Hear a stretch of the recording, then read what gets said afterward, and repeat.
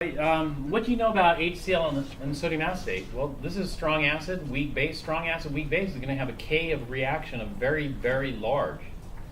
We know that these are unstable. This is a totally unstable combination. It's going to react to form.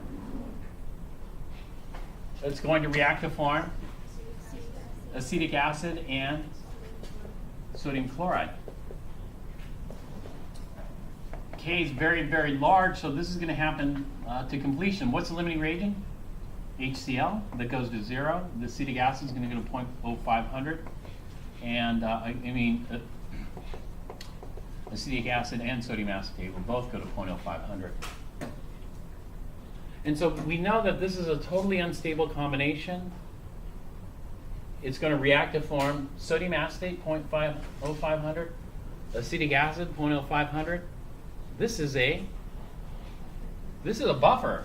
This is a 1-to-1 buffer. The pH is equal to pKa, which is just 4744. That's a buffer. And so even though initially, hey, that didn't look like a buffer, this is a buffer. Because this is an unstable combination. Unstable mixture is going to react to form a buffer. And so this would be like a multiple choice question. I'd ask you, is this a buffer? And what would you say? Yes, this is a buffer solution. Because you see it's going to react. Likewise, what we're going to do today is we're going to make a buffer by doing this. We can make a buffer by taking acetic acid and adding sodium hydroxide to it. How can you make a buffer here? Well, it depends on the ratio, because if the acetic acid is in excess and the strong base is in limiting, then again, this is going to be a K of very, very large. This is going to form sodium acetate and water. This is 0. The change is going to be complete. And so we're going to end up with 0.0500 molar, 0, and 0.0500. And so by the end of step 1, this is a buffer too. And so if I have a mix of acetic acid and sodium hydroxide, it's not a buffer initially, but after reaction it's going to be a buffer. And the same thing over here, HCl and sodium acetate. And so we're going to make a buffer in this way. You know, we're going to take one of these and then just add a strong acid or a strong base to convert some of that into its conjugate. And then we'll be left with a buffer solution.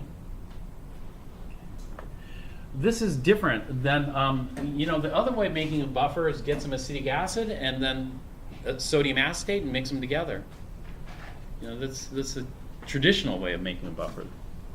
But this is a totally acceptable alternate way of making a buffer. Now, what we're going to do is we're going to shorten this experiment considerably. The way we're going to shorten this experiment is you're going to just make a buffer, and then you're going to get a dropper, and you're going to make a buffer and then split it into 2 parts. You're going to put a pH probe in there, and then get a dropper of, let's say, strong acid, HCl, and drop it in there. Drop, drop, drop, and watch what happens to pH. And the pH is going to stay stable, relatively stable, and eventually you're going to hit the capacity of that buffer and exceed it, and then the pH will change dramatically. As you're adding acids, it'll drop dramatically. As you're adding base to the other beaker, it'll increase dramatically once you've exceeded the capacity. And so you're just going to take a rough count of the drops. I don't like the way the lab is set up right now. The lab is set up, you add 10 milliliters of this strong acid, but that only gives you one data point. You don't see how the buffer behaves as you're continually adding. And so what we want to do is we want to see how the buffer behaves as you continually add strong acid or as you continually add strong base. Is that clear?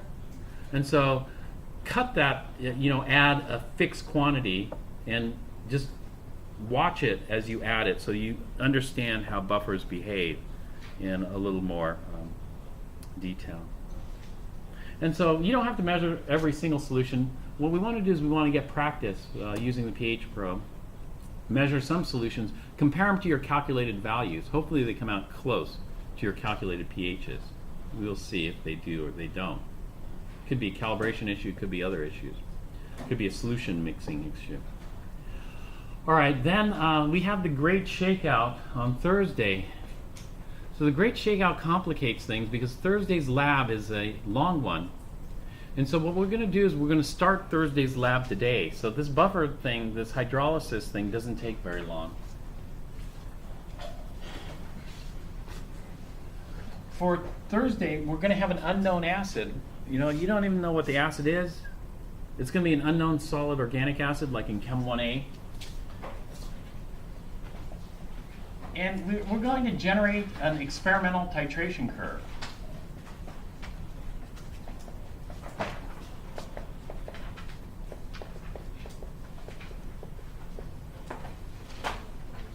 Your acid might be monoprotic or it might be diprotic. We don't know, but you can tell by the titration curve. And so in order to generate an experimental titration curve, we have to measure pH as a function of milliliters of sodium hydroxide. We're adding sodium hydroxide to this. And the thing is, we need to take lots of data because we don't want to miss where it rises. So each of these x's would be like a data point.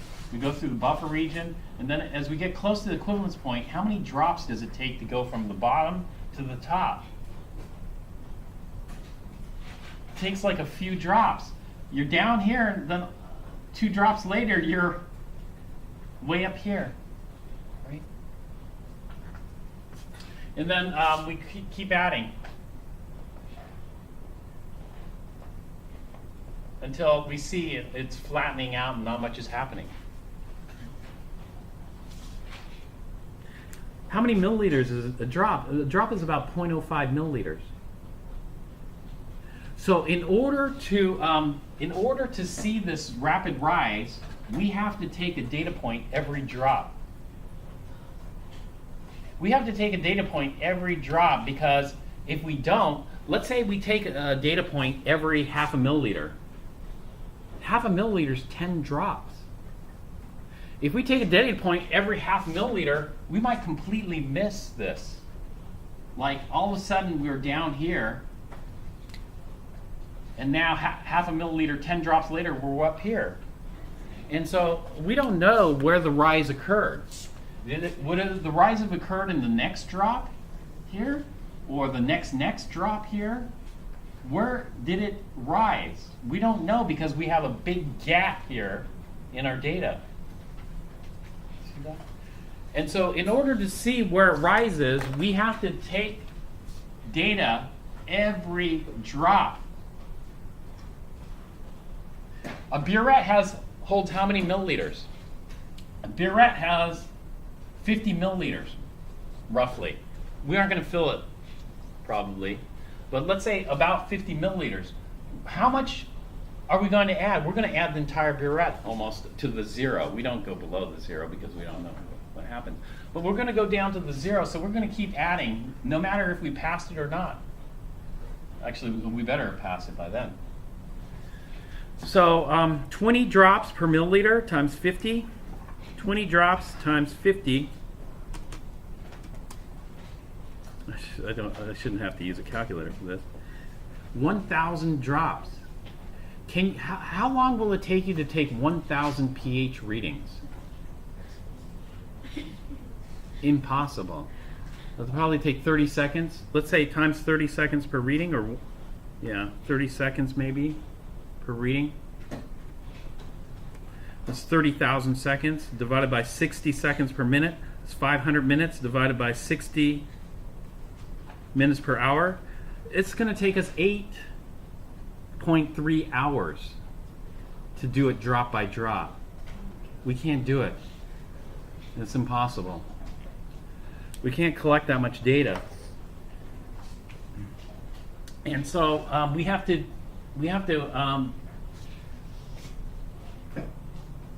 do something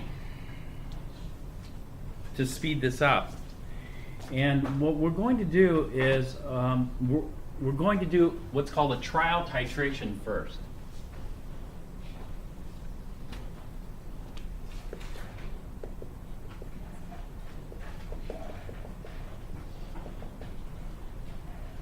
A trial titration is we just titrate it to the phenolphthalein endpoint. These organic acids are weak, and so phenolphthalein should be an excellent indicator because the conjugate base is basic, and so the pH should be greater than 7. at the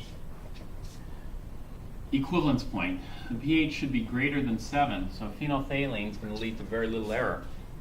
And so what we're going to do is we're going to do a rapid Chem 1A style titration. Chem 1A titration.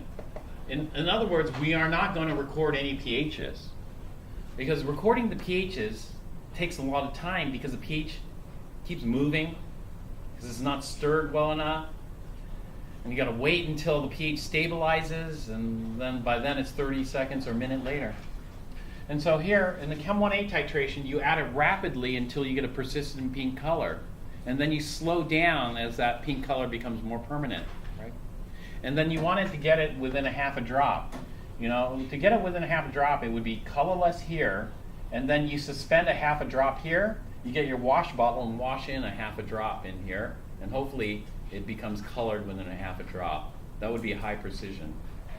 A lower precision is you get it to within 1 drop. You know, it's colorless, 1 drop later, it's pink. That pink color has to persist for how many seconds? That pink color should persist for roughly 5 seconds. Let's say the pink color persists for 5 seconds, you're swirling and disappears. No, the pink color should, upon swirling and mixing the Erlenmeyer, it should persist for like 30 seconds. But eventually the pink color is going to disappear. Why? Why does the pink color disappear? Carbon dioxide and air. And so we can't avoid that. And so we just get a consistent pink color for 30 seconds, and that's good enough. We're going to do this. And then the more accurate and the more precise our trial titration is, then we can guesstimate where the pH rise should be. In fact, we should have a pretty good idea where the pH rise is going to be in our normal titration here. You know, based on, we want this to be around 35 to 45, no, let's say, we want this to be around 35 milliliters or so. You know, that's where, so we want to pick a sample size that gives the rise around 35 milliliters. But we don't know what that sample size is going to be. So what you're going to do is you're just going to guess. Maybe it's written on the bottle. Take a look on the bottle. They might give you a suggested sample size, and you can use that for your trial titration. If not, then just try trial and error. 0.1 milliliters, not milliliters, 0.1 grams. How long did that take? Okay, so maybe you'll be able to throw in 1 trial titration there. So you need to check out some stuff. We got to work in groups because we don't have enough pH meters. I think groups of 2 are okay. If you really want to work alone on this one, then you might be able to do it. Let's see how many. So go and check out the equipment here. We'll get started. I'll show you how to calibrate the pH meter.